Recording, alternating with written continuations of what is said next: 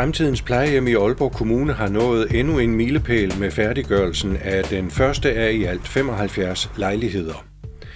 Den toværelses lejlighed med udsigt til Limfjorden er indrettet med både moderne møbler og danske klassikere for at afprøve stole og sofaer forud for møbleringen af plejehjemmets fællesarealer. Når de kommende beboere flytter ind til januar, bliver boligen naturligvis indrettet med beboerens egne møbler. En gruppe ældre er her på besøg for at afprøve møblerne til fællesarealerne. De får så også et grundigt kig på lejligheden og ikke mindst udsigten. Vindueskarmen er placeret så lavt, at man også kan sidde ned og stadig have fornøjelsen af udsigten. Fælles for lejlighederne er imidlertid, at alle er udstyret med den nyeste velfærdsteknologi, der skal være med til at skabe tryghed for borgerne og et godt arbejdsmiljø for medarbejderne. Centerleder Inga Fryd og ergoterapeut Tabitha Mose Pretzmann fra Center for Velfærdsteknologi i Aalborg Kommune viser her, hvordan loftskinnerne og hejsen fungerer. Det, der er rigtig godt, det er, at man har etableret loftskinner i både soveværelset og ude på toilettet, sådan at det er gennemgående.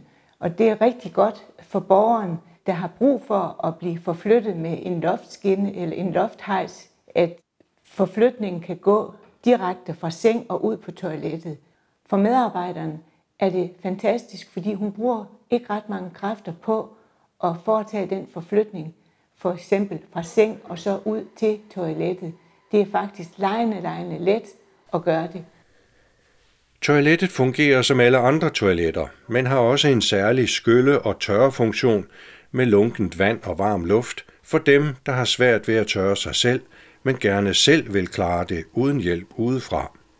Det, at man selv ved at bare trykke på en knap, kan gøre et toiletbesøg færdigt, det er rigtig, rigtig godt. Det har rigtig meget med etik at gøre, og det har rigtig meget med hygiejne at gøre. Det trykfølsomme sensorgulv er måske den teknologi, som kan få størst betydning for sikkerheden og trygheden for borgerne. Gulvets sensorer fortæller medarbejderne på plejehjemmet, hvornår borgeren er stået ud af sengen, går ud på toilettet og måske får brug for hjælp der, eller hvis beboeren skulle være uheldig at falde. Hvis det er aftalt med borgerne at anvende sensorgulvets muligheder, dukker advarslerne om for eksempel et fald op på medarbejderens smartphone, så hjælpen er på vej med det samme. Trivselsskærmen giver beboeren mulighed for at se madmenuen de kommende dage og bestille, hvad han eller hun har lyst til. Der er kalender og en oversigt over aktiviteter. Billeder af børn, børnebørn og oldebørn er der også plads til, og trådløs adgang til videosamtaler med familiens eller andres computere. Der vil blive rigtig mange fordele, når man flytter ind på fremtidens plejehjem.